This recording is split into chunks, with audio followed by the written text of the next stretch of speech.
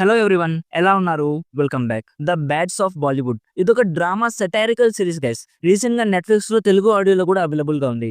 బ్యాడ్స్ of Bollywood name లో ఆ starting word బ్యాడ్స్ కాదు గైస్. ఆ వర్డ్ నేను ఇక్కడ చెప్పలేను. అదేంటో తెలుసుకోవాలంటే game of Thrones season 6 episode 9 title చదవండి. సో ఈ సిరీస్ బాలీవుడ్ ఇండస్ట్రీ మీద ఒక సెటైర్ లాంటి సిరీస్. టోటల్ 7 ఎపిసోడ్స్ ఉంటాయి. ఈచ్ ఎపిసోడ్ అరౌండ్ 45 మినిట్స్ ఉంటుంది. జస్ట్ ఇందాకే కంప్లీట్ చేశా. డీటెయిల్ గా ప్లాట్ అండ్ రివ్యూ చెప్పేస్తాను.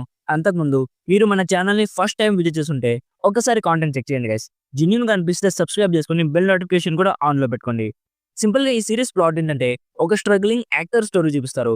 అతనికి ఏ బ్యాక్గ్రౌండ్ కూడా ఉండదు గైస్. సో బాలీవుడ్ లో ఎలాగైనా పెద్ద హీరో అవ్వాలనుకుంటాడు. సో ఈ ప్రాసెస్ లో అతను ఫేస్ చేసిన ఛాలెంజెస్ ఏంటి, నెపోటిజం వల్ల అతను ఎలాంటి కాన్సిక్వెన్సెస్ ఫేస్ చేశాడు అనేది బేసిక్ గా ఈ సిరీస్ ప్లాట్. ఫస్ట్లీ ఈ సిరీస్ అందరి కోసం అయితే అస్సలు కాదు గైస్. ఇఫ్ మీకు సెటారికల్ కాంటెంట్ చూడడం ఇష్టమైతే లైక్ మన అల్లరి నరేష్ గారి సుడిగాడు మూవీ ఉంది కదా, అందులో ఒక సీన్ ఉంటుంది. బుల్లెట్ తన వైపు వస్తుంటే తను యూ టర్న్ చూపిస్తే ఆ బుల్లెట్ టర్న్ అయిపోతుంది.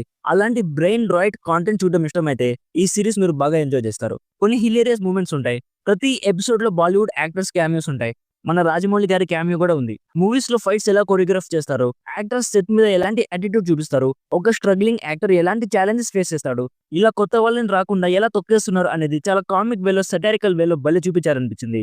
డెఫినెట్లీ ఈ సిరీస్ ని డైరెక్ట్ చేసిన షారుఖ్ ఖాన్ కొడుకు ఆర్యన్ ని అప్రిషియేట్ చేయాలి గైస్. ఇంత హ్యూజ్ స్టార్ క్యాస్ట్ తో, ఇంత హై బడ్జెట్ తో ఫస్ట్ సిరీస్ తీయడం అంటే చాలా కష్టం.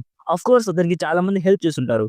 బట్ స్టిల్ స్టార్ కొడుకు ట్యాగ్ ని హీరో అవ్వాలని కాకుండా డైరెక్టర్ అవ్వాలని డిసైడ్ చేసుకోవడం ఇస్ ఏ అప్రిషియేటింగ్ మూవ్.